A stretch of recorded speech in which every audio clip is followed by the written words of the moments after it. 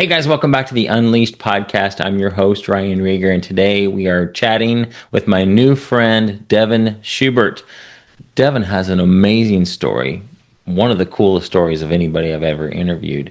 Jesus visited him about 4.5 years ago, and he was going through some crazy things in his life. I don't want to spill all the beans on the intro. I want you to listen to this interview from Devin because it set him on the road to helping unleash people, and he says he's now on a mission to help 1 million people share their stories. In the book of Revelation, it says that we overcome through the blood of the Lamb and the word of our testimony. Your testimony and your story are so powerful. The Lord can use that to help so many people. Devin was about to give up on life, but Jesus asked him to go through the process. And now, 4.5 years later, he's an expert coach, won many awards, spoken on hundreds of stages now, sharing his story. And he's on a mission to help others share theirs. This was an incredible episode. You can find Devin at stories2stages.com. That's stories2stages.com. Here's my interview with Devin. All right, Devin, welcome to Unleash, man. It's so good to meet you. Hey, Ryan, excited to be here. I love it. I love what you're doing. I've just got introduced to you through our mutual friend Olivia, and I follow her podcast, and I thought, man, that dude's got an orange jacket. I want to know more about that. So I'm so glad to have you on my show. But tell me your story. I just love hearing people's stories because you just hear and see God through it. And just tell me yours. How'd you get to where you are? Yeah. So one of the biggest things, when it comes to telling a story is making sure that everything that you tell has a point. And so, when people ask, what is your story? It comes down to, what do you want the end result to look like for that? Because when I tell stories, or I teach students how to tell stories, I teach them to break it up into different aspects of life. Yeah. Where were you at in different circumstances, different places? And so for me, I was born and raised in the church. My parents were both very active, and I was a rebellious teenager. Mm-hmm. And we had a youth pastor that came in, and he started pouring into me. And one day, as I was doing what I did best, burping and farting and distracting everybody, right. he grabbed a football that was there, and he chucked it and put a hole in the wall. And he said, "Everybody out." It's like, uh-oh, except for you, Devin.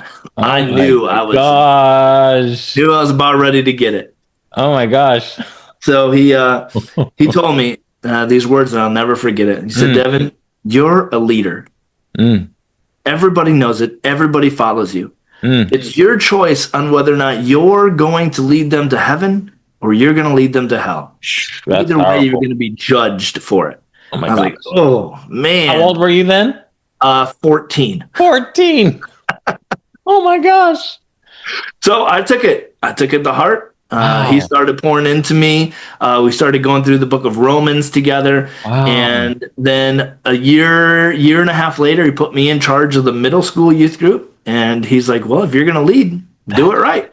And so he put me in charge. I started doing ministry there. And then I went to Bible college and got a double degree in biblical studies and in youth ministry. Had that big goal that was going to work in a church and be a youth pastor. Sure. You're right. Yeah. And little did I know that was not the calling that God actually had for me. Yeah. Ended up starting 7 churches, 9 ministries. I got married at 23, adopted her biological daughter, and then we couldn't have children ourselves. And so we adopted 2 boys from foster care.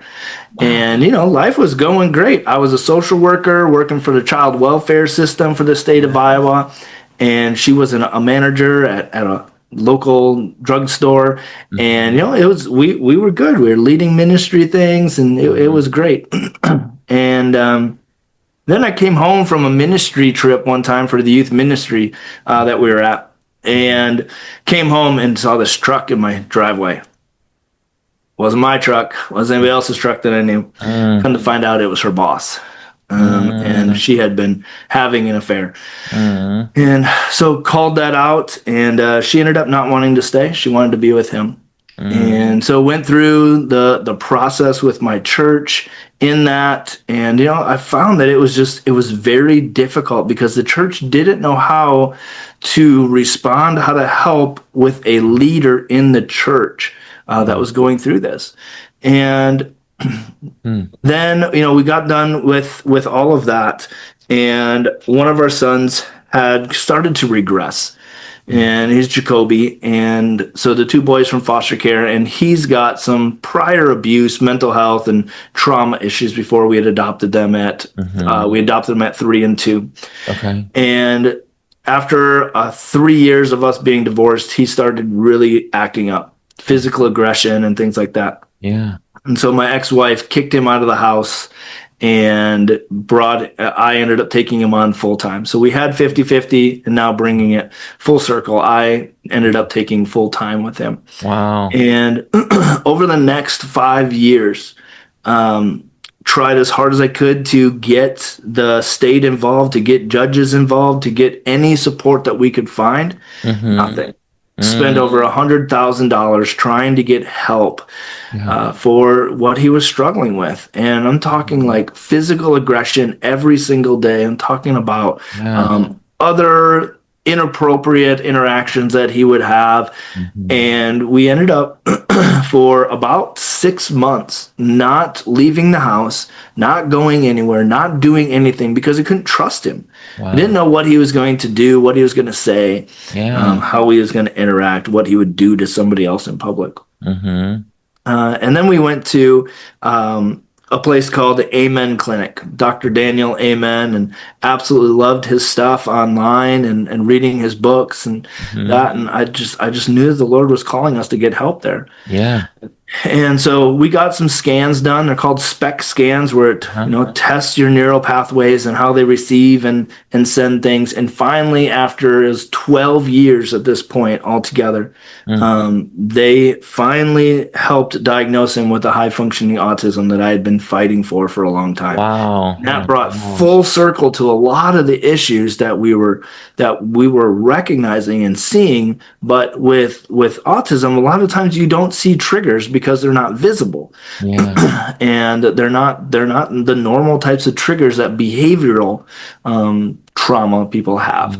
And so during that consultation, I also had my scans and stuff done and ran all the tests. And the doctor pulled me aside and with somebody else that was with me at the time and said, Devin, I've never seen anybody deal with the traumatic events that you're dealing with right now. And your brain scan is like a military person who's been off at war for years. Oh my gosh. Wow.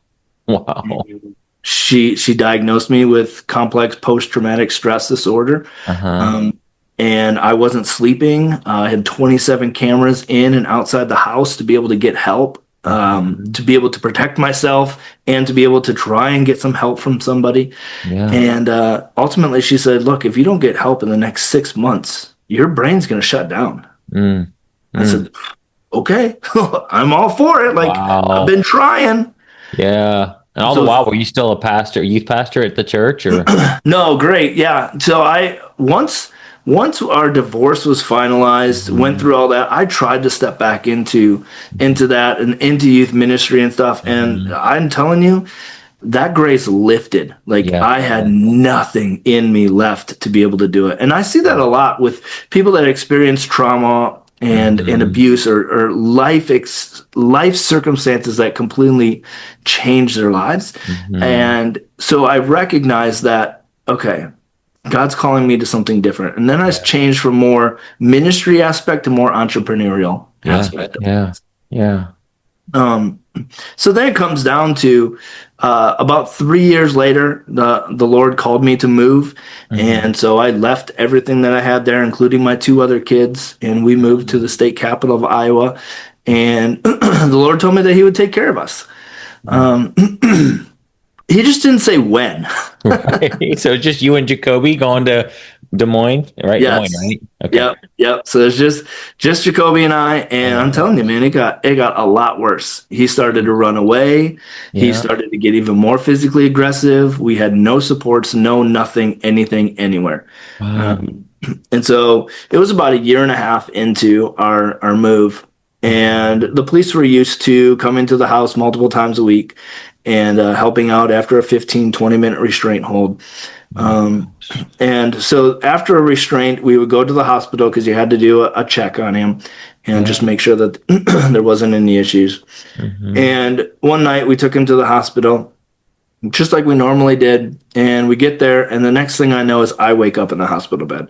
Oh, I God. had no idea what was going on. I had no idea why I was in there, and I had no idea why I was shaking convulsively Hmm. all over the place. I could barely talk.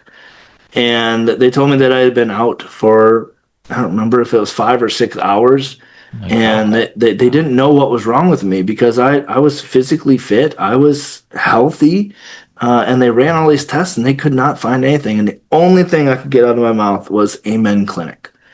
So Mm. they went back and they saw the files inside of Jacoby's files, which included my results.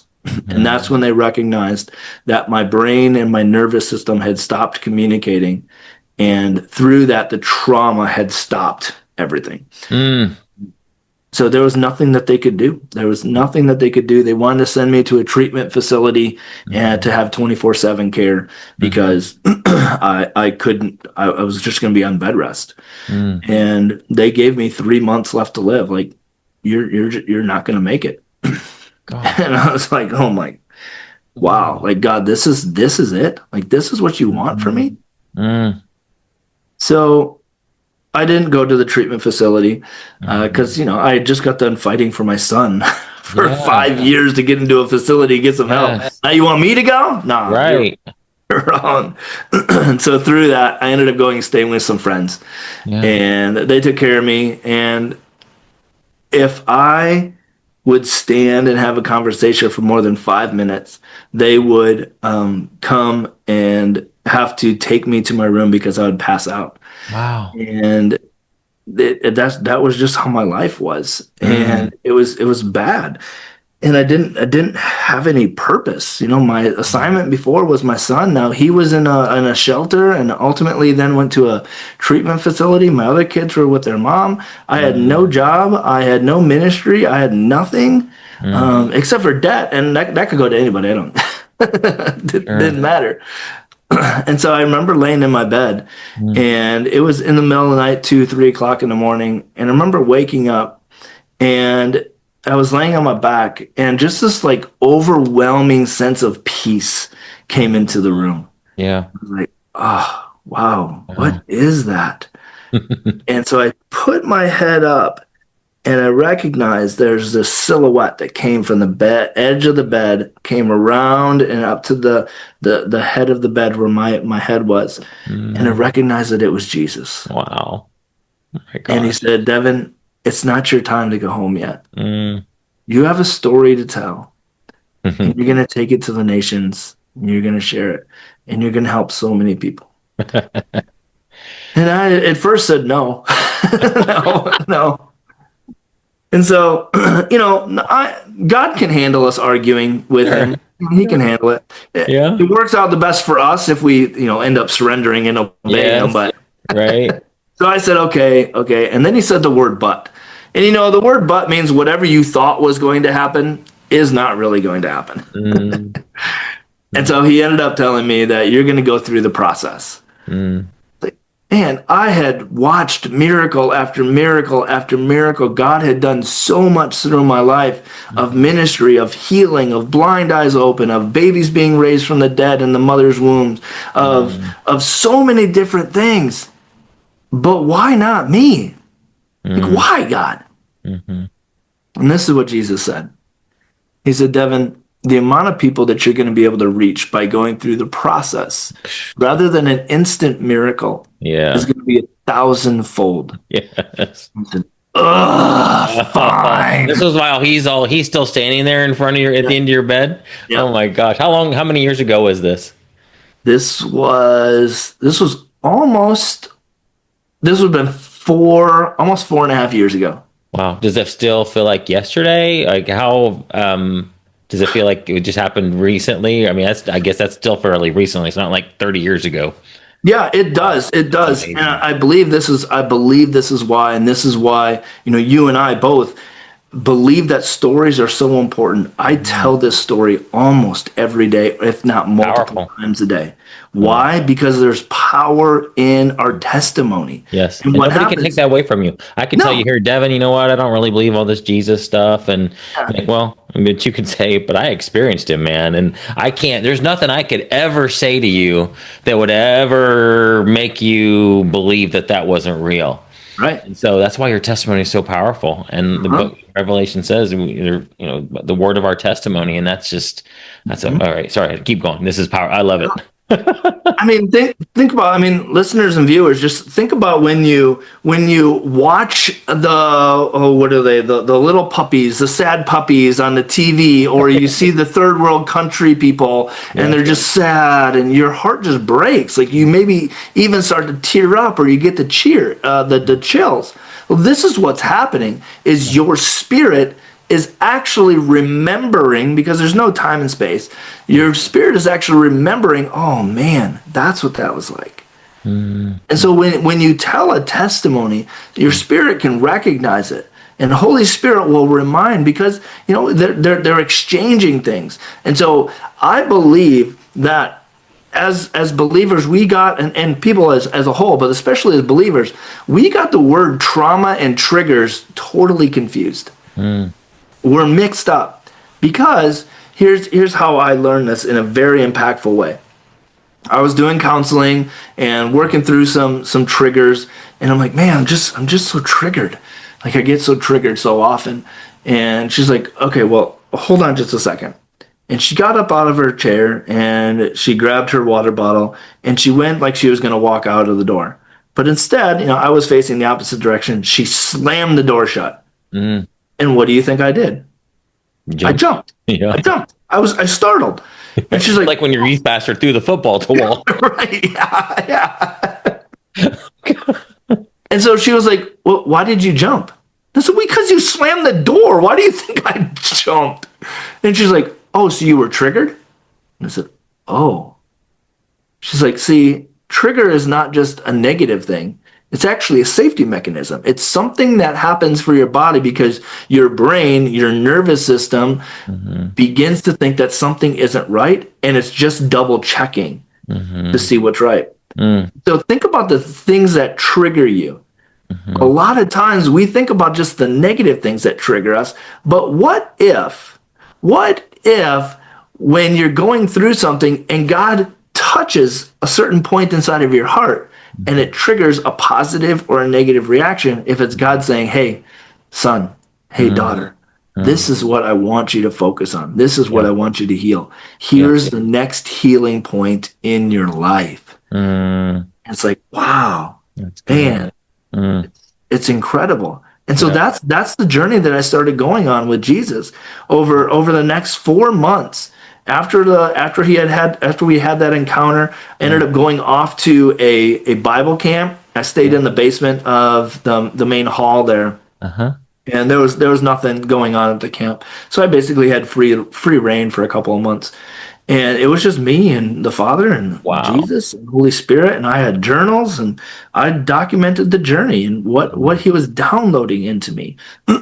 And then 4 months later, the Lord called me to start into full-time entrepreneurship. mm, And I'll tell you that it was very difficult. Even though I knew ministry, I knew entrepreneurship, now diving in full time and starting something myself was scary, especially because I didn't have any money. I didn't even know how I was going to pay for things. Everything that I had before was gone. mm. And this coaching program came to me, and it ended up being $7,000 just to join for a year. And I'm like, I've never invested anything like that before. Right. And the Lord said, no, you're going to do it. And I Yeah, said, well, if you're going to do it, you're going to pay for it. that's right. And so he said, well, you know that trailer that you have?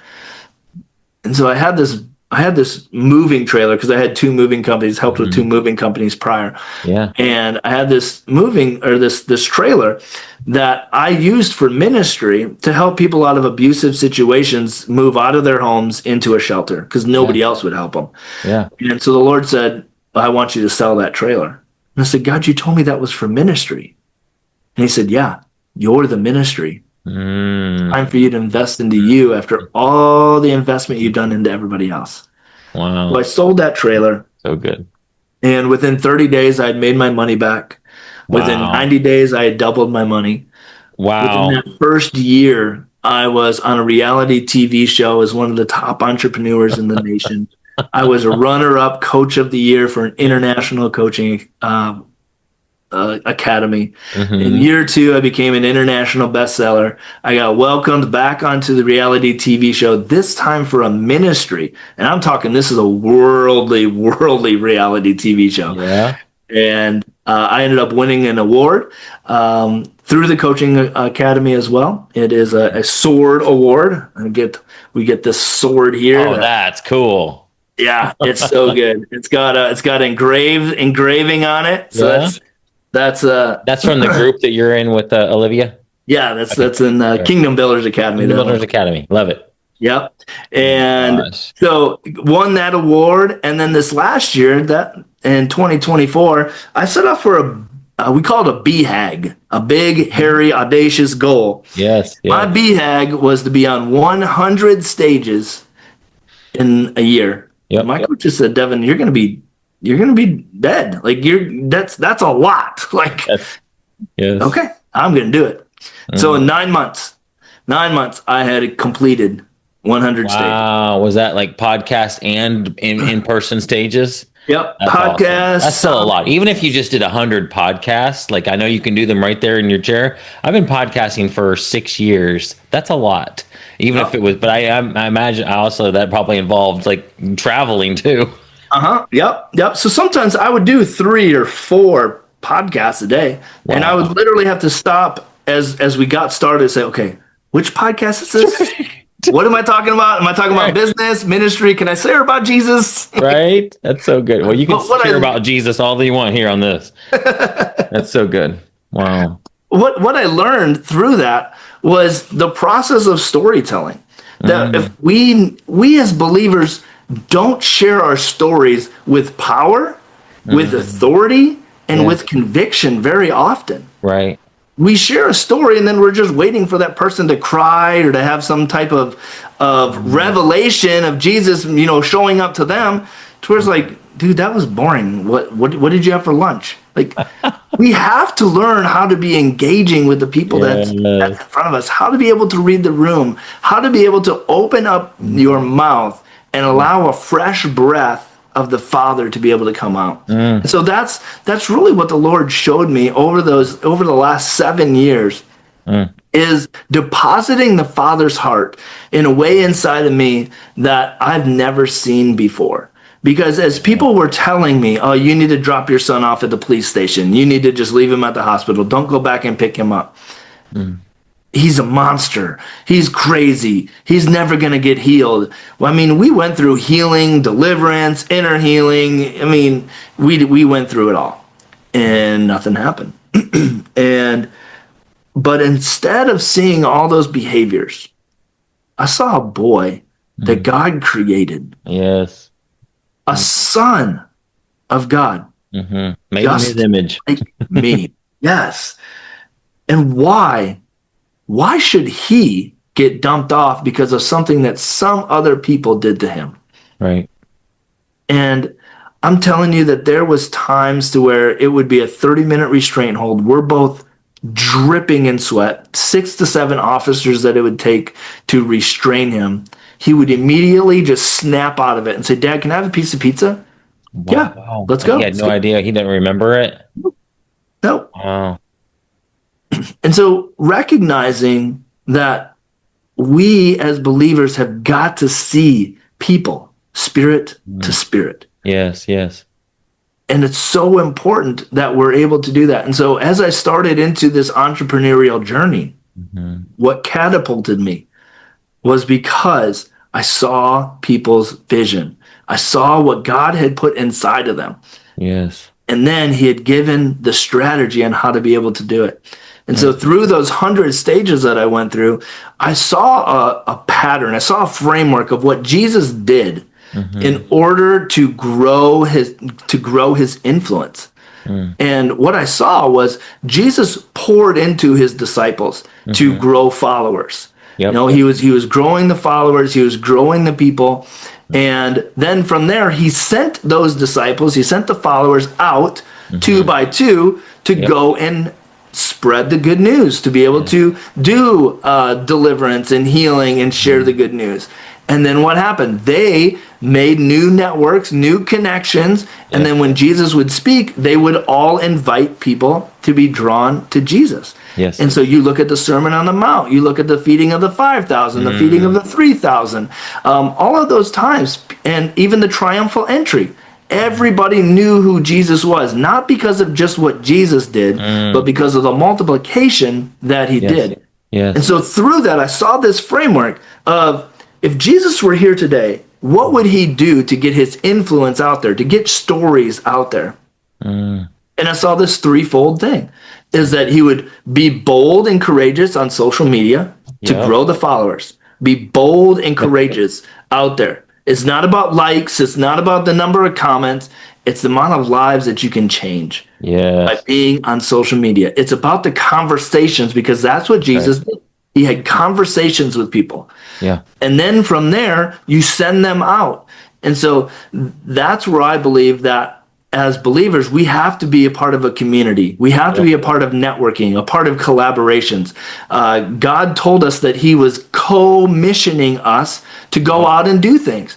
Yes. And yet so many believers are sitting in their house not doing anything and expecting God just to drop down and deliver something. Yes. Daddy's saying, no, I will go with you to be able to do these things. And so when you build that network, when you build that collaboration of people, now when you're ready to do something, they all invite. And so when I'm ready to speak on a stage, or somebody's ready to speak on a stage, I now have a plethora of stages that I never run out of, and saw that. And so this whole framework worked, not just for me. When I was done with those 9 months, I did it, and I did the same thing in 2 30-day increments of teaching certain parts of this.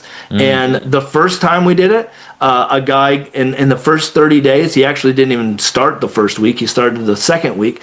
He ended up getting 30 clients out of that first time of being able to do it. Another guy had his first 10.5K month ever. Amazing. It was more than he had made the entire year. Yes, these are guys are coaches. These are guys that I was coaching as so a part. awesome. Like, I'm trying to prove this to see if it works. Love it. Another lady, the second time around, I focused more on the stages aspect than just the social media. She got on 7 stages in the first week. Wow. She had 3 paying clients from that. And then from there, she ended up with 14 stages by the end, because one of the things that you teach is, when you're done with something, who do you know? How can you get onto other places? How can we collaborate to be able to bring this together? And so we had that. One of my students, it was his first time ever posting a video of his story on social media.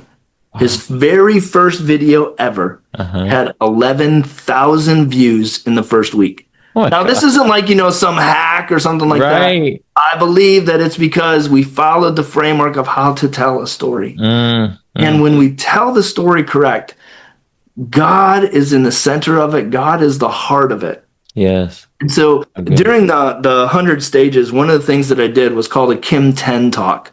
And this is called Kingdom Impact Message in 10 minutes. So if you've ever heard of a TEDx talk, TEDx, you can't talk about God.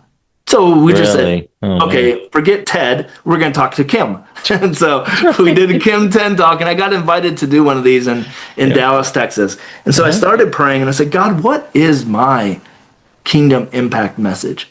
And he took me back to that encounter with Jesus. And he said, I said, okay, God, what do you want me to hear in this? And Jesus told me this in that encounter. He said, you left the 99 to save the one, which was my son. Now I'm going to give you the 99 to go to the nations and share your stories.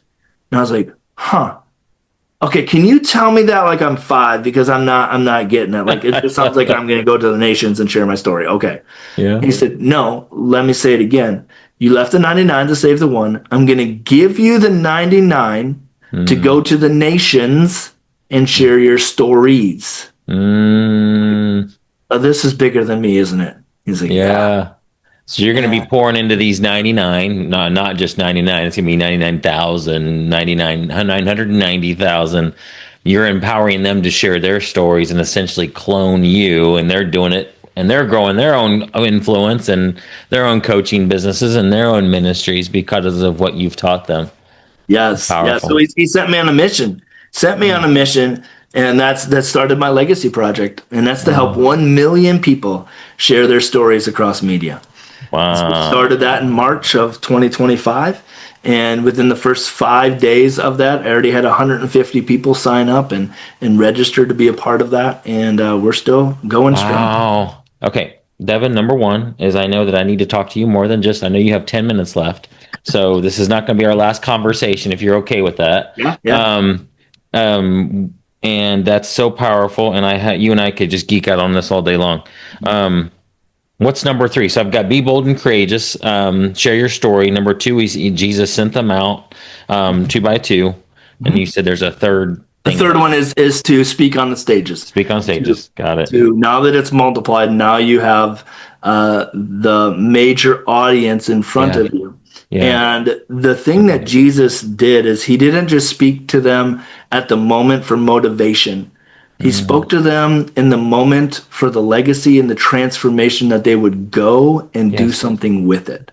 Yes. And I think a lot of times as speakers, we think that we need to move the room. We need to motivate them. We need to hype them up with hoorah, rah, rah, which is, I mean, we need that sometimes. I'm an MC. I get the crowd all hyped up and stuff. Yeah. But if people don't leave with an action plan of what to do and how to implement it, that's so good. All you've done is create a big cheerleading outfit. Yes. You did nothing.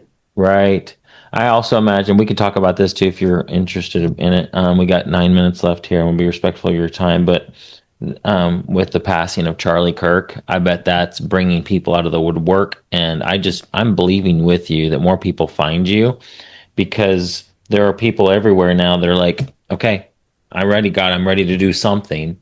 And every single one of them have an impactful story. Now, it may not be as cool as yours, when Jesus came into the room, but even if it's not that cool, somebody else is going to like identify with that guy's normal story. Like mine, I always sometimes, Devin, I say I was not rebellious as a teenager. Sure, I made mistakes, but I went to churches just like you do. My parents were believers, and I never had problems with any, drugs or alcohol or anything like that. And so my testimony is kind of boring.